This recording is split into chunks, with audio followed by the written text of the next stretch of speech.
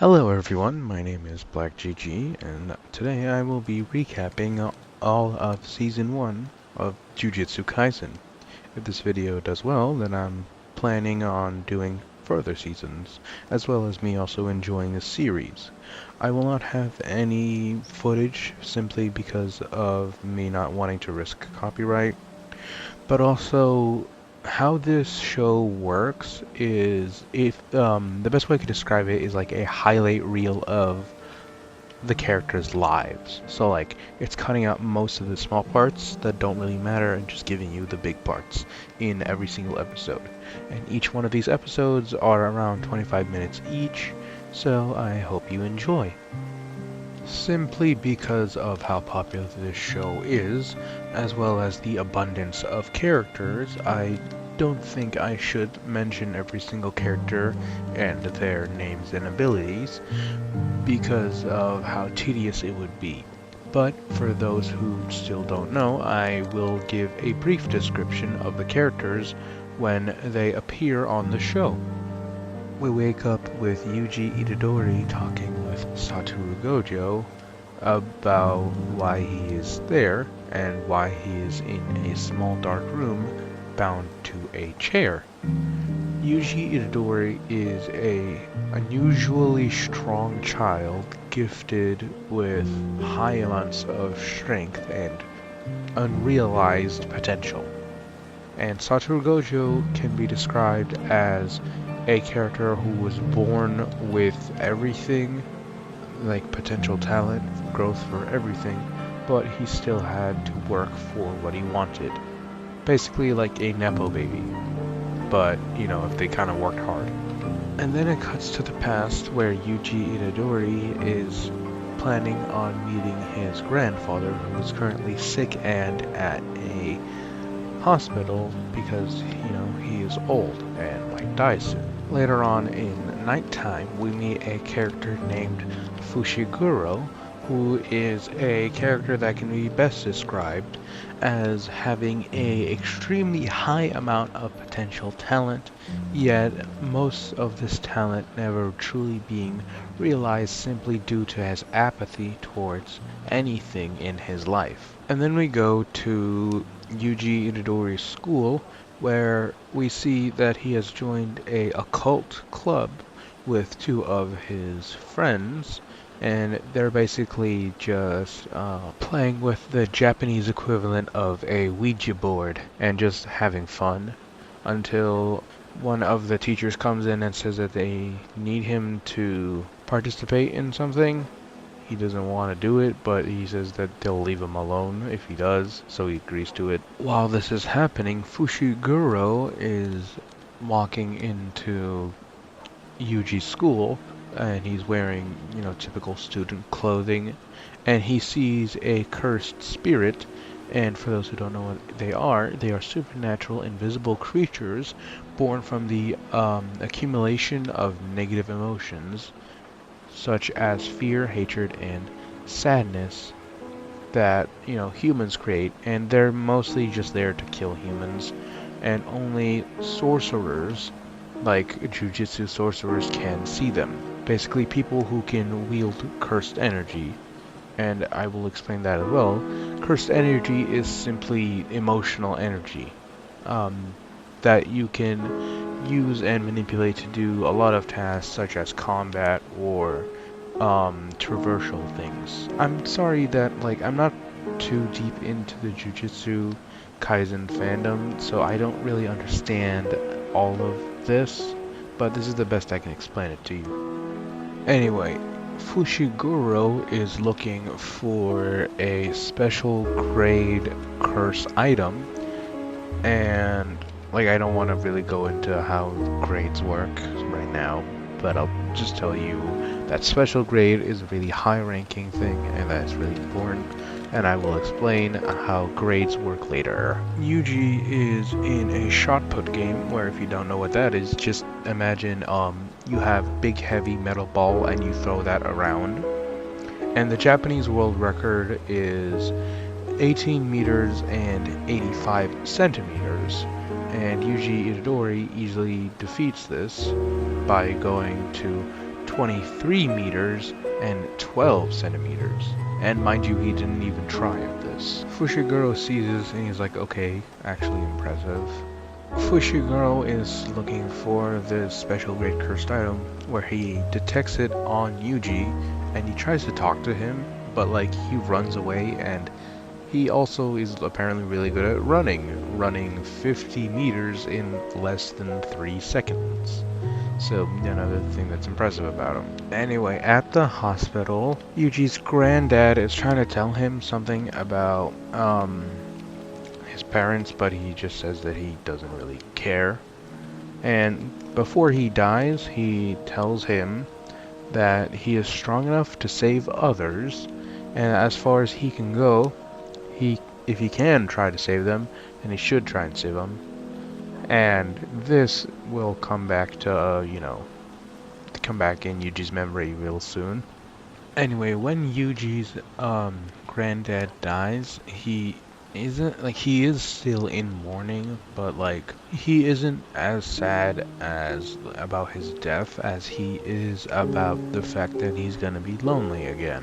Once Yuji is done with the paperwork of, making or helping out with the death certificate, Fushiguro tells him that he needs to talk to him, and he tells him about curses and how he has a special grade cursed object that he needs. Yuji says okay, he shows him a picture, it's a box with something wrapped inside of it. So he throws in the box, but they notice that the box is empty. Yuji understands that one of the seniors must have taken it, and that basically one of the people in the occult club must have taken it, and that they're planning on unraveling it. So in a dark room, they are slowly unraveling it, and once they do, they see it is a shriveled old finger, and this finger attracts cursed spirits. And Fushiguro and Yuji basically get to the school. Fushiguro goes in first and tells Yuji to stay behind, but when Fushiguro is in there, he sees that the cursed spirits are already eating the two people as well as the finger of Ryomen Sukuna, which is the special grade cursed object. Yuji jumps from a window, he breaks the glass, jumps in and punches the cursed spirit, and he manages to save the lives of the two people. He also takes the finger with it, and right as he's about to give it to Fushiguro tells him that it's basically a level up to a cursed spirit's or someone's cursed energy levels, basically. And by the way, the only reason why Yuji even went inside is that it wasn't because he was scared, but because he remembered what his grandfather said. Anyway, as he's about to hand Fushiguro the finger, a cursed spirit, the one that he didn't exorcise when he first saw, comes up and basically tries to steal the finger. It almost kills Fushiguro, and it launches Fushiguro and Yuji outside, and now Yuji is 1v1ing it because Fushiguro is down and can't really do anything. And so right as he is about to get eaten, he decides to eat the finger because he remembered that Fushiguro said it was like a level up. He gets possessed by Ryomen. He's told by Fushiguro that now he is a cursed spirit and that now he must be exorcised. Yuji manages to possess his body back, which apparently is meant to be unusual because even Sukuna himself says that, oh, how are you doing that, right? And it is just now that I realize that I've been calling Megumi by his last name. So, sorry about that. The guy I keep on calling Fushiguro, his name is Megumi, and I'm sorry for any people who have seen the anime if I might have offended you. Anyway, when Megumi is talking to Yuji, he notices that the tattoos that were on him are disappearing, and so he's confused if this is actually Yuji or not. And right as he is about to consider attacking him, Satoru Gojo comes up and he decides to test the theory on whether or not if Yuji can actually control Sukuna. And now it is time for me to explain who Ryomen Sukuna is. He is basically a fighter from a really long time ago who was extremely powerful and split his soul into 20 fingers, and anyone who consumes a finger has part of his soul. And yada yada, he can possess them. That's basically how he is able to possess Yuji for some time. And also, the more fingers one person eats, the stronger he gets, and like the easier it is for Sukuna to possess them. Which is why like you can't just like give 20 different people 20 fingers, because I don't think he could control 20 people at the same time. Gojo tests out if Yuji can actually control Sukuna, and he gives him a test and he passes it, so he decides to just knock him out and bring him to the headquarters, which is where we see him at the start of the show. And although he is meant to be executed on the spot just for eating one of the fingers, Megumi asks him not to do that, and so Satoru says, okay, sure, leave it up to me. And so we figure out that he basically convinced the higher-ups at the Jujutsu sorcerers, basically, place to not execute him, and to basically wait until he's consumed all 20 fingers to then execute him. He tells Yuji this, and he accepts that because it's either he gets executed now with one finger or, 20. And oh, and something I forgot to mention is about heavenly restrictions. A heavenly restriction is basically a condition someone has where when they're born, even though they were meant to be a curse user, like they can control cursed energy, they can't at all. And in trade for that, heavenly restrictions give them heightened senses as well as increased mobility and strength to a rather ridiculous degree. Anyway, so we go to Satoru Gojo and Yuji in a crematorium, or well, basically where they turn bodies into bones, and he's dealing with the loss, whatever, and he's given another finger to eat by Satoru, and he seems to be able to actually handle it quite well. And another thing happens where Sukuna's mouth opens on a part of Yuji's body, like his face, and that talks to the outside world, Satoru. And he tells him that he's going to be actively targeting him. This is where Satoru Gojo explains where Sukuna Ryomen came from.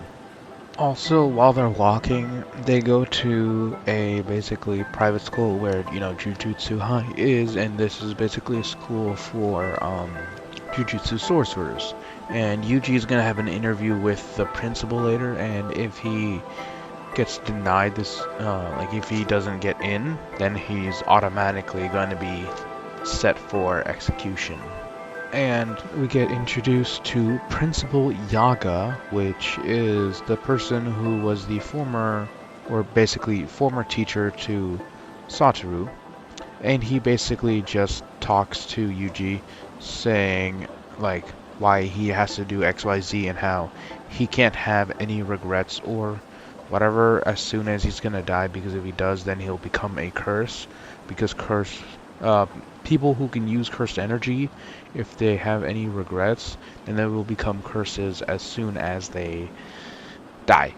And after accepting this, he gets into the school, and they're like, yay, happy. Anyway, Yuji is put into a dorm room right next to Megumi, who just wakes up from recovering from the fight that was happening, that resulted in Yuji consuming the first finger, because he did get heavily damaged during that fight. Then we are introduced to a character named Nabara, whose personality can be best described as strong and head first, and someone who is willing to focus on work to just get what they desire.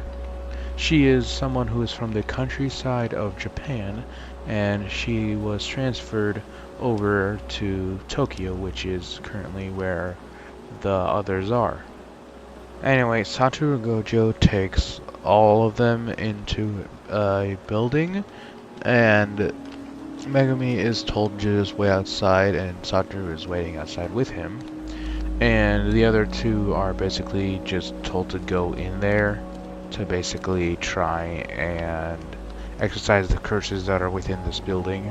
Also, Satoru gives Yuji a sharp knife that can be used against curses. Anyway, so they go in there, they kill some curses, and they save a kid, and they did good, and that is basically all that happened in this episode. But this does make for good character building, as they do seem to like start getting along more and seeing each other as friends now.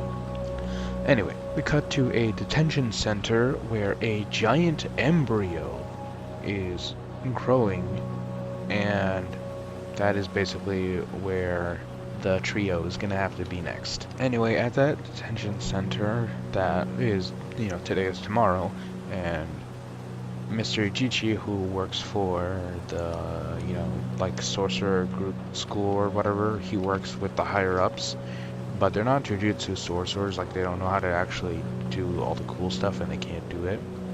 So they deal with like practical ways of helping out the sorcerers by evacuating people and stuff. Anyway, so he's basically just like a boring salaryman. That's the best way I could describe him there, and his personality. But he is rather timid as a person. And now I can finally tell you about like how special grade curses and things like that work. So at the bottom of the curse tier you have grade 4, where like an average human or someone who just is able to see them can deal with them if they just have a bat. Special or grade 3 curses, you can deal with them with just a simple pistol. Grade 2, you'll barely make it out alive with a shotgun, and grade 1, you won't feel safe even if you're in a military tank. And special grade curses are things that require bombings to properly deal with them. Also, Satoru is just not with them because he went on a vacation trip. Just cause. Once they go inside, they realize that something is wrong because immediately they notice that the interior isn't just like a normal prison or whatever, and that it's just weird looking, and it's also a lot taller than it reasonably should be, because when they look up they don't even see like any actual walls, and when they turn around they see that there is no door, so that makes them a bit scared. Anyway, so they walk on and they see a dried husk that was shaped into a ball, and this is, by the way, human. They also see another human that doesn't look dried at all, but half of him is entirely missing. Yuji realizes that the name of the guy that was split in half, like he recognizes that name, and it was the name that like his mother was calling out before they went in, and so he tells Megumi that he's planning on actually taking this and giving it to her. Megumi says, "What the hell are you doing? No, we're wasting time." Nobara says the same thing, but that was before she got sucked into the ground. And then a special grade curse appears. Yuji tries to pull out his knife and cut the cursed spirit, but that does nothing as he just gets his hand chopped off, as well as his blade broken. So he tells Megumi, like, he's very afraid, but he isn't panicking right now. He tells Megumi to just go and find Nobara, and so he does, but he also is saying, like, what the hell? Why, right? And by the way, Megumi wasn't useless here. He did try and help, but like he really couldn't do anything. And by the way, the reason that like Yuji told him to run is because he realizes that the cursed spirit is just toying with them. And also, if he dies, at least some of the souls that, Sukuna has will also die. So he tells Megumi to run. And by the way, before this, Before this happens, Sukuna tells Yuji that if he swaps places with him, then he won't help him, and that he will just go and kill Megumi and Nobara. And by the way, one of the reasons why I keep on messing up their names, like first name, last name, is that like they keep on referring to each other via last name. And that's what's really throwing me off, because I'm watching the subbed version. Anyway, back to the anime. Anyway, so the special grade curse hits Yuji and throws him past a wall, and now he's on a bridge, and he does this weird move where, like, imagine a Kamehameha but like with less power. Yuji tries to block it, but he gets his fingers, like the tips of his fingers are literally burnt off, and this throws him off because like it reminds him of how weak he truly is. And so like once it's over, he realizes that he's losing composure.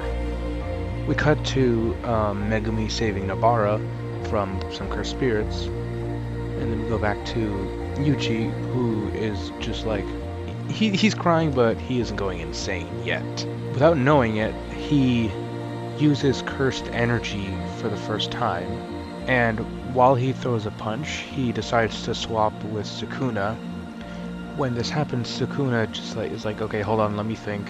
He says to the curse that like he wants to go and attack Megumi, but that Yuji will more likely than not just swap back with him before he does that. So he tells the cursed spirit to join up with him so that they can, even if Yuji swaps back, there'll at least be some threat to Megumi. But the cursed spirit is like very scared, and he just jumps away and he starts fighting Sukuna, which like Sukuna is basically having none of it and just starts beating the ever-living shit out of the cursed spirit. And another thing to mention, also, the cursed spirit has a finger inside of him, like literally lodged in his chest. And so when Sukuna is done cutting him up, he decides to just take the finger and eat it. And like he was annoyed that he did technically help the kid, and he asked him to swap back because he's already getting annoyed. And before they leave, Nobara is put in a car by Megumi and just told to just go out and rest. Megumi is just outside walking, basically home. And when Sukuna realizes that, the kid can't turn back, he starts laughing. And then he jumps outside to find where Megumi is, and he talks to him for a bit, talking about like, oh no, I just want to chat. You're so impressive. You're so cool. And then he rips out Yuji's heart, taking the kid hostage, because he doesn't need the heart to live, but Yuji definitely needs a heart to live. And then Yuji finally, after regaining composure, swaps back, and at this time, he doesn't have a heart, so he tells Megumi that oh damn, I actually had some fun talking to y'all. It was a good time. And then he just collapses on the floor, which actually makes Megumi sad. And then we get a cut to daytime, where there are 3 cursed spirits talking to a guy with stitches on his head. Now the guy with stitches on his head, his real name is Kenjaku, and he is a brain that can see cursed spirits and hops around other bodies, and basically can control them. He is basically planning on doing something major, but he needs to do some things. And him and the cursed spirits that are around him are talking about was it really necessary to lose a finger or whatever. One of the cursed spirits' name is called Jogo, and he is basically a hothead who doesn't like being underestimated. The other one's name is Dagon. He is a squid-like guy, and he is friends with the cursed spirits, mostly with Jogo. And it's surprising that these people can be friends, because it shows that they're not only different beings, but they also have their identities Another one of the cursed spirits is called Hanami, and they're basically like Dagon, but they like plants. While Megumi and Nabara are basically lamenting the death of Yuji, some new students come by, and we have Toga Inumaki, a cursed speech user, and then we have Maki Zenin, a person of the Zenin clan, who also has a partial heavenly restriction. And we also have Panda, who is not a real panda, but more so just multiple spirits inside something that looks like a panda. Panda's closer to a human than a panda, and that's still kind of far off, but that's the best thing I could tell you. And so they get to talking about the Goodwill event that is coming up, which is where basically two sorcerer schools meet up and they do some events that are basically meant to be bonding and whatever. And these events are simple. One is just playing a game like baseball, and the other is just hunting down cursed spirits together. Oh yeah, and this is one of the principles besides the first one I told you guys about. I don't really care enough about him to remember his name, just remember he's an old dude that is important. Anyway, back with Kenjaku and the other cursed spirits, they basically talk about what needs to happen before a war begins. And they say that basically they need to make sure that Satoru Gojo is unable to fight and that Ryomen Sukuna is their ally. And we cut to inside basically the mind or something of Yuji, where he's talking to Sukuna right now, and he's basically forced into making a deal where Sukuna is allowed to do whatever he wants for 1 minute of his choosing, but he can't hurt his friends, and also Yuji does not remember the deal he made in return for basically reviving him and basically making sure that he doesn't die, because if you remember, his heart is still dead. Oh, and by the way, while this was all happening, Satoru thought that the higher-ups planned this, so he was planning on just icing out every single one of them, just because he got so mad that this might have been the case. But yeah, no, Yuji is revived, with just makes him a lot less murdery. And also, Satoru decides to basically make it to where Yuji stays dead on the books, but he isn't really dead. So what he's planning on doing is basically helping him control his cursed energy and basically utilize it better, because he currently can use cursed energy, but he doesn't know how to properly utilize his abilities, rather than just simply putting his power into his fists. And also, when he does put his cursed energy into his fists, his attacks are delayed rather than immediate, which is something that will come up later.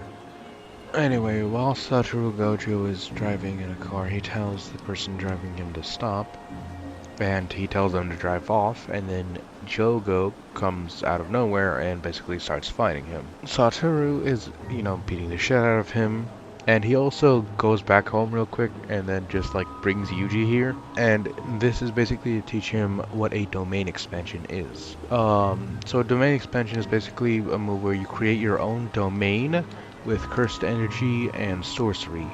And so that's why the place that we're in, the detention center, basically, that's why it looks so weird, because it was an incomplete domain, but it was still a domain. Let me explain Satoru Gojo's abilities and domain expansion, because they're weird. So his first ability, that is basically passive, is called Infinity. And it basically infinitely slows down anything that's coming towards him, be it object, something that's alive, or a cursed spirit. His basically second ability is his domain expansion, and that is, he makes his own domain, I just told you, but each one of these domains has special abilities, and his is called Infinite Void, where he fills the mind of the targets with infinite amounts of knowledge, basically stunning them. Anyway, Satoru beats Jogo after ripping his head off while he's in his domain expansion. He gets caught off guard by Hanami, who steals Jogo's head to save him. And also, before this, Kenjaku says that no one who is in the school can see him, so that might be important later. And just another thing I can add is that while they're talking, like during this part, I actually have, like right now, like when they're talking, as my background, but I edit it a little. I'll show you. We also get introduced, like when Kenjaku and Hanami go back to their base of operations, we get introduced to a character named Mahito, who is another cursed spirit, and his thing is that he is the hatred that humanity has for each other. And also I really like that they gave him a human design instead of just being an ugly curse. Anyway, next episode, we meet Mai and Toto.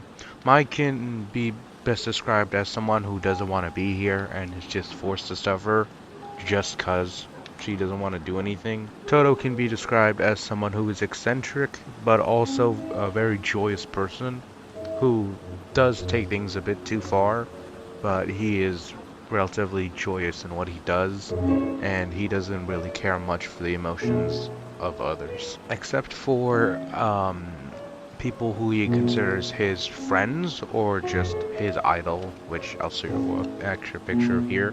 And by the way, he uses like his idol as just like an ability later on. I'll talk about that later. It's kind of cool. Anyway, they meet with Megumi and Nabara, and they talk for a bit, in which they start, fighting. But Toto just takes Megumi, and he just goes somewhere and just starts fighting with him. Just, like, starts punching him. Mai just pulls out a gun and aims it at Nabara's chest, which is just hilarious. Anyway, their fight ends when the others just come and save them. Like Toga and Panda come and save them. But their fight ends and they just leave. Anyway, Nabara starts talking with Maki, and they basically just talk about how she doesn't have any cursed energy, so like how is she seeing any of these curses? Well, it's because she has special glasses that basically allow her to do so. And also she says that she wants to be head of her clan. Basically, that's why she's here in the first place. Oh, and by the way, her sister, Mai, is only here because she was basically dragged into this. Anyway, this makes Nabara look up to Maki because, that's kind of cool because she comes from a clan that doesn't really care much for women, and so she's gonna do something about it. Anyway, this is Ichichi, someone who, he's important to the story, but, he's also just, the best way to describe personality is a salaryman who doesn't want to be here, who's just dealing with things. Anyway, so, Satoru Gojo and one of the old guys, I don't even know how to pronounce his name, but I'll just put it up there for you. Old guy, he's one of the higher ups, and he wants Yuji dead because of him being a cursed vessel for Sukuna. Anyway, so they're gonna talk for a bit, and Satoru is just saying that he isn't really blind to what's happening, and that he knows that the old ass man is trying to kill Yuji. Next episode, we go to Junpei being bullied. This is a picture of Junpei. He's not that bad of a guy. He's pretty chill, to be honest, but he just keeps on being bullied by other people for no reason other than they're weird. Anyway, so he goes to watch a movie, and those same people are there, so he gets kind of annoyed because they're being loud, and Mahito is also there, so he just basically kills them. And Junpei sees this, and he runs after them when, everyone leaves, and he asks Mahito, why he did it, and Mahito says, "Oh, you can see me? That's kind of rare." And, at this point, you'd expect him to just ice him. Anyway, during an investigation, we are shown Kento and Yuji, and, Kento can be best described as just someone who acts boring but has deeper meaning behind everything he does. It's just that he doesn't really enjoy doing anything but planning on doing nothing. He's basically planning on being lazy without being lazy. He's a stockbroker, basically, and that's about it. But his abilities are somewhat cool. I'm not gonna tell you just because I can. Anyway, so while they're doing their investigation, they come upon what appears to be two cursed spirits. They attack them, but they don't kill them, and that is when one of them figures out that, oh wait, they're not cursed spirits, they're humans that have been transformed to look like this. And so they send them back to Jujutsu High to get looked at by Shoko. And the reason why I haven't mentioned her yet is because I at first didn't think she'd be that important. But she's the person who was planning on dissecting Yuji before he came back, as well as she is a friend of Satoru Gojo. They used to both go to the school that she's a doctor at as students. She confirms that they are in fact human, and also she tells them that the merciful thing to do would be to kill them, as they can't be transformed back, since whatever changed them also changed their souls and manipulated them to be like that. So a cursed spirit, they look like cursed spirits, but they're humans still. Like, biologically, they are not looking like humans in any way, shape, or form. They're just weird, right? But they're technically still human. Then we go to Mahito and Junpei talking, and surprising because I would just expect Mahito to kill Junpei, but he doesn't do that, and so they might just be getting along as friends. They talk about cursed spirits and things like that, and Mahito shows him one of his abilities, which is idle transfiguration, where he can manipulate the soul of something. We also see some burn marks on Junpei's hair, like the part that he's covering up. There's burn marks from cigarettes, and they're from the people who used to bully him, or well, bully him currently. Anyway, then we cut to Ijuchi, Yuji, and the other guy. I hate that I keep on forgetting names. Anyway, they talk for a bit, and they basically make a trap for Junpei, and it's to where they are going to release a cursed spirit. If Junpei doesn't see it, then that means he isn't a curse user. If he can see it and can't do anything, then he's a weak curse user. And if he can see it and does something about it, then he should be arrested. They're doing this because they saw him on the cameras, because there were cameras everywhere when the humans were transfigured, and the cameras can't see Mahito because he is a cursed spirit, and they weren't made to see cursed spirits. So the only culprit they have is Junpei. Anyway, cut back to Junpei and Mahito talking. Mahito basically tells him that humanity has no heart, yada yada, and Junpei basically agrees with this. And Mahito shows him, like, because he is a relatively new spirit. He's only 3 years old, but he does look like a old-ass man. Anyway, he shows him an experiment to where he made a human grow as big as they could, and the thing that he gave to Junpei was an experiment to see how small he could make humans, which means that Mahito has the potential for becoming a lot more deadly, since he more likely than not doesn't understand the vast range of powers he more likely than not has. Anyway, next episode, Junpei gets bullied a bit more. Ijuchi and Yuji are trying to, see if he's a good guy or not, and Nanami is in a sewer gonna be currently fighting Mahito. He comes pretty close to dying, and he almost actually kills Mahito in this fight, which made him, because he got crushed or something, which made him understand that he could shape his body more than he usually does, because when he had his hand almost cut off, he just reshaped it, because he doesn't heal himself, he just reshapes his soul, which to him is part of his body. Anyway, after some fumbling around, Yuji, trying to see if Junpei's a good person or not, just gets bored and starts talking to him. And they realize that, like, oh look, they can actually be good friends because they both like movies, and so they bond over that. And Yuji meets Junpei's mom, and they go to their apartment and yada yada. They make food and have fun, and they just overall have a good time.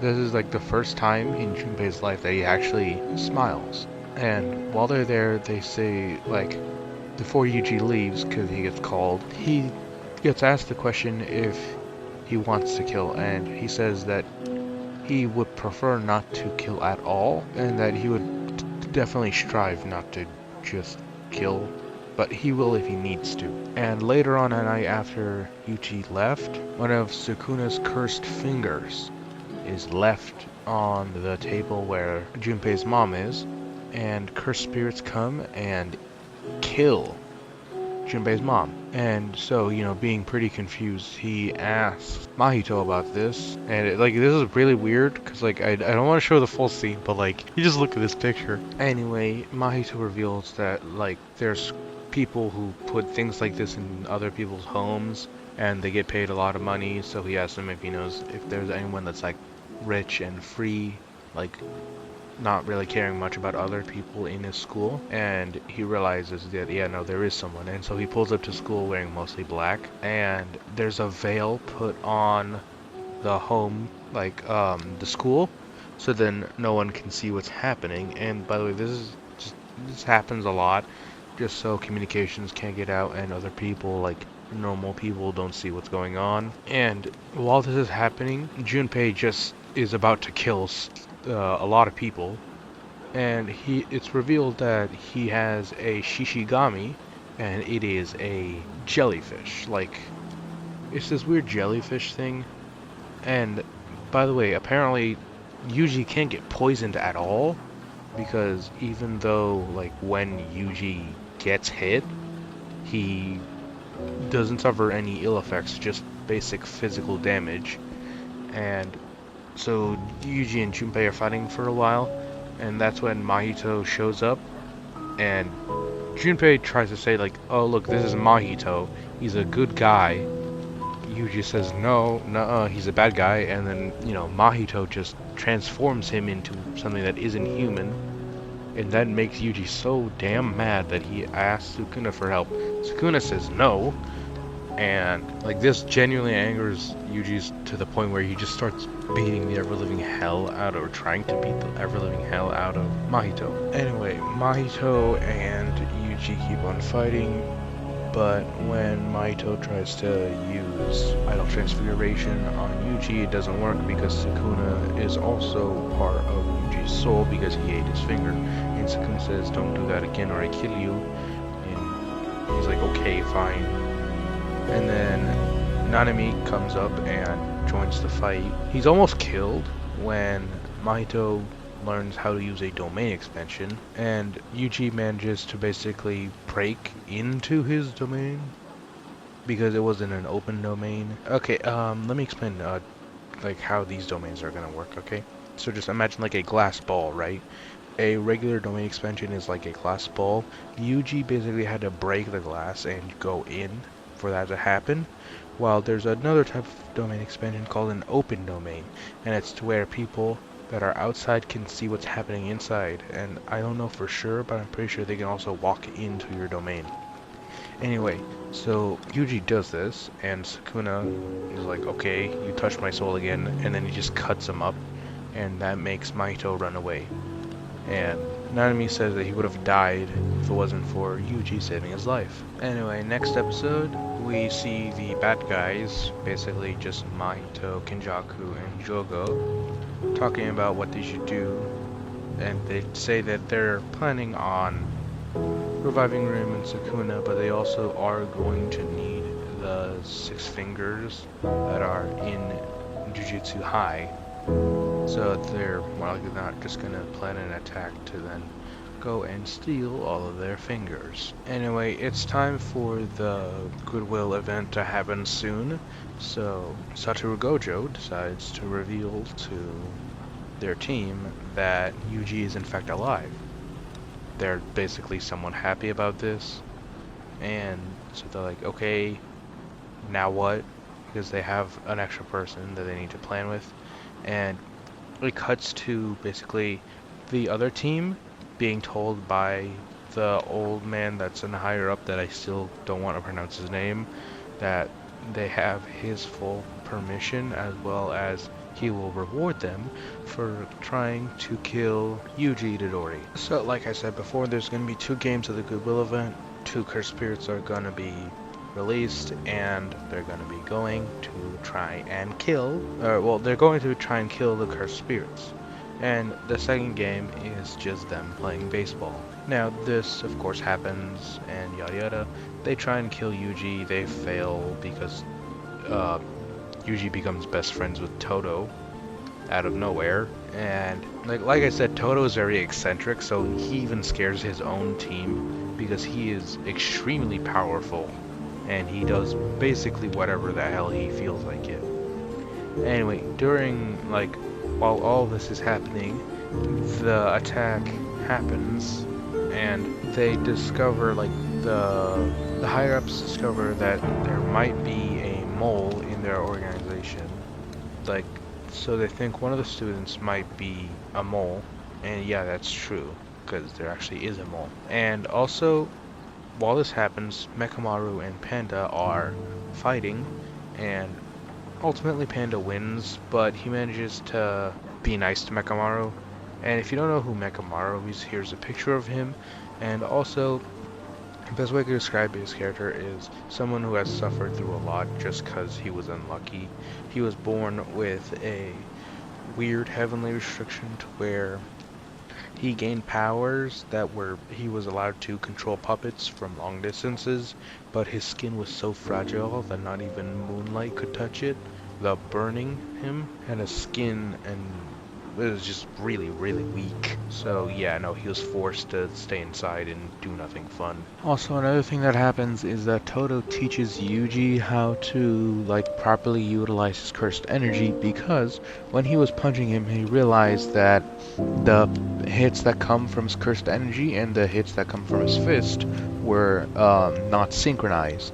And so he basically taught him how to properly utilize his cursed energy by just teaching him, here, do this. And another thing to note is that Yuji is an extremely fast learner, because in less than 20 minutes he understood how to properly utilize this technique.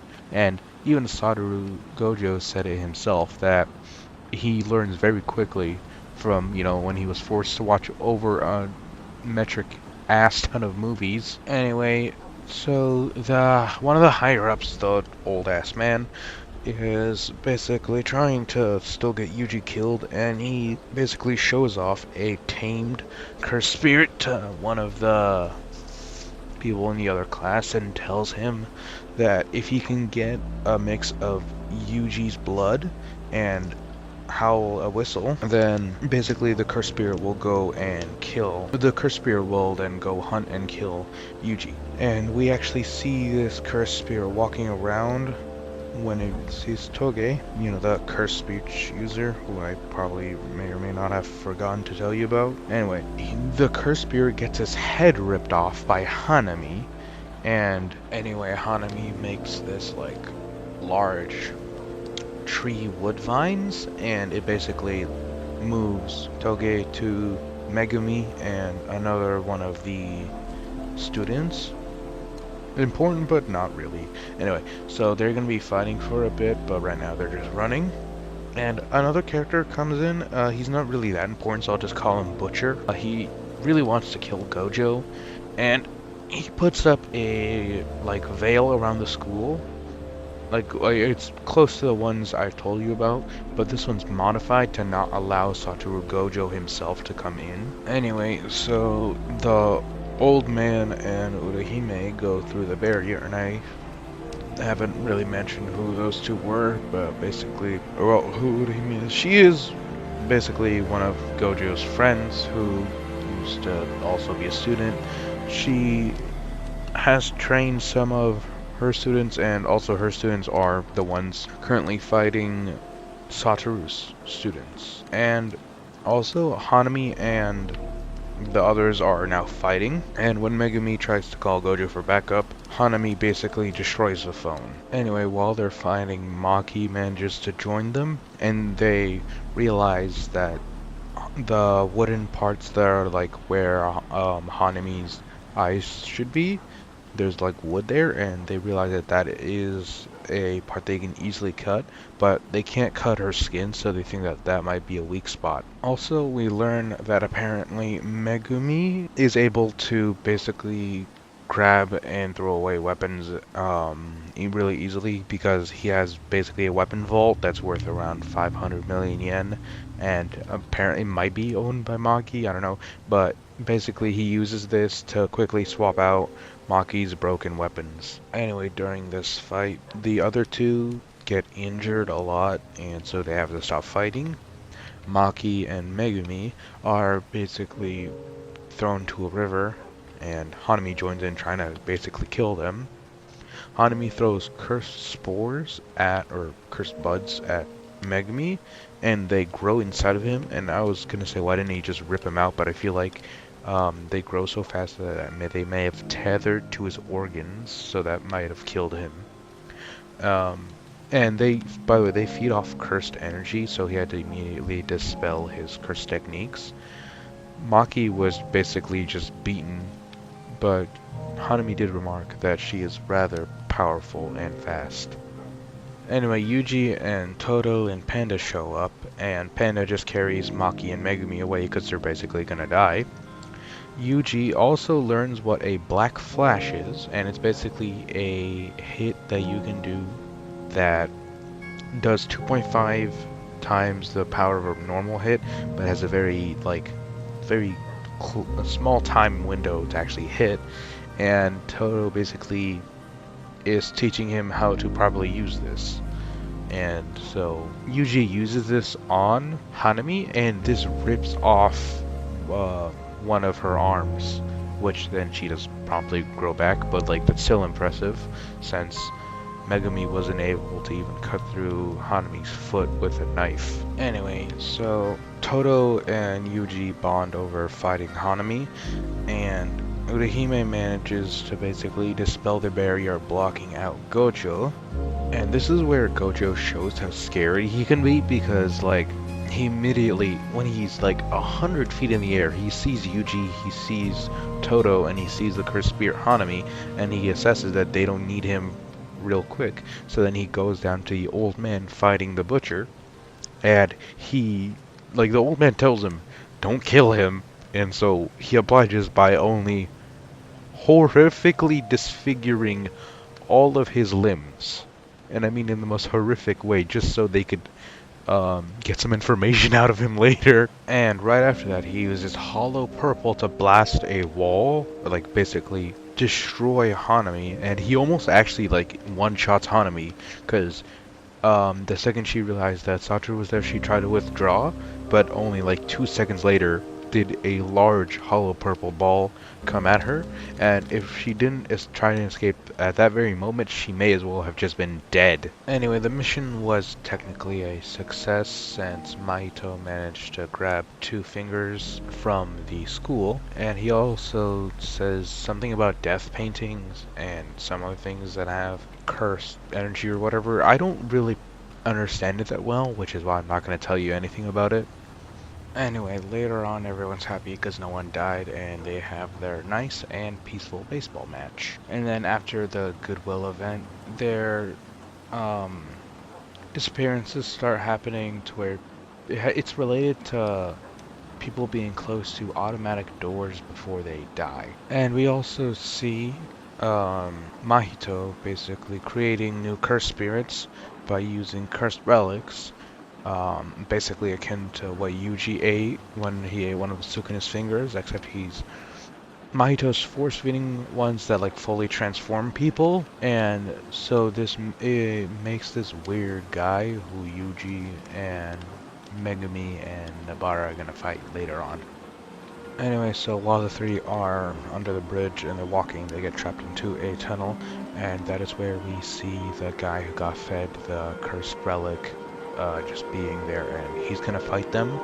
as well as there's this weird structure that like surrounded them, that basically trapped them into a large cave system. So interesting. Anyway, while they're having this fight, Nabara gets sucked into a wall, and Yuji is fighting the basically cursed relic guy, and Nabara sees this weird, like, best way to describe it is a thing that looks human and is very muscular, and no one he hates it when people look at his back. Anyway, Megumi is fighting the cave. Yeah, I know, it's weird.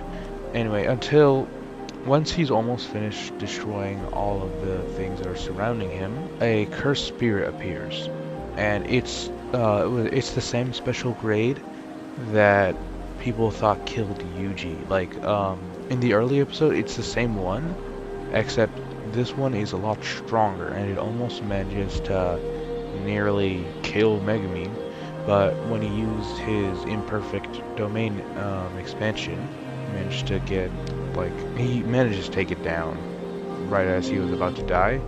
And the thing you can to hear is that he almost summoned Maharaga, and, you know, for those who know, you know. Anyway, so Yuji and the cursed spirit, and also the one that Nabara was fighting, apparently the cursed spirit, like the cursed relic, and the one that Nabara was fighting are related, weirdly enough. Anyway, so they start fighting, they have to run away, and the one with the, like, looks very muscular, he has a technique called Rot, something maximum. And he uses a weird form of blood manipulation, and from what I understand, if he cuts you or like gets blood into you, he can start rotting you from within. Anyway, while this is happening, we're told on basically how these things happened, and basically to make these death paintings or whatever, a female human had to mate with a cursed spirit, and Kenjaku was basically obsessed with this back at the time, you know, the guy who currently is housing a weird body, and he basically did this to a lot of women, 9 women, or, well, he did this to women 9 times, and he basically created 9 of these different things. And also, there is apparently another brother that they have, like the 2 death painting guys, and he looks the most human out of all of them. Like, he just looks kind of pale. I don't know, here's a picture. Also, when those 2 are fighting Nabara and Yuji, their blood gets mixed with theirs, and the one that isn't muscular, his blood burns, and the muscular one, you know, he has rot technique. And apparently, Nabara has, like, her ability is a good counter to this, just because she can hit herself and it will hurt the others. And so they basically do this, and they almost immediately win the fight. But another thing to note is that the muscular dude, he says that he doesn't want to stop using his ability just because it's a test of endurance. But when Yuji hits his brother, and, like, he sees he's crying and calls out his name, he immediately undoes it to try and protect his brother. And although he's forced to flee, because he got his arm taken away, and, like, that makes him so sad, because, like, he was forced to run away, and he, when he was about to die, he decided that it would be best that if he just ran to his brother than anything else. And Yuji says that he's sorry just because he feels empathy for them. And before we cut away to Choso, Yuji said that it hurts. Anyway, apparently they can sense when the others die because they're linked to each other, because why not? Anyway, Choso understands this, and apparently Kenjaku gets a really quick report of this, so either he has some really great spies or whatever he's doing is busted and I don't know what's happening. Anyway, so Yuji and Nabara go to Megumi, who is basically fallen down to the ground. He's just resting, and also he got another one of Sukuna's fingers from the cursed spirit that he defeated. And while he was trying to give this to Yuji, Sukuna comes up and eats the finger, but he doesn't turn Yuji, like, Yuji doesn't give him control, but he just like opens his hand and that eats the finger, which makes Yuji kind of annoyed at this. Anyway, that is the end of the season. I really did enjoy this, actually. Like, this was great. This was great, and like with the whole Choso thing and Mahito having reason to kill Yuji, I think that this can go a lot farther than we currently are seeing. So that should be really entertaining to go for. This entire season, I would personally grade it as A, just because it was so good. Like, it was so entertaining because it helped us understand our main character better, as well as how quickly everything can change. Also, Satoru Gojo is cool as shit. Anyway, later nerds.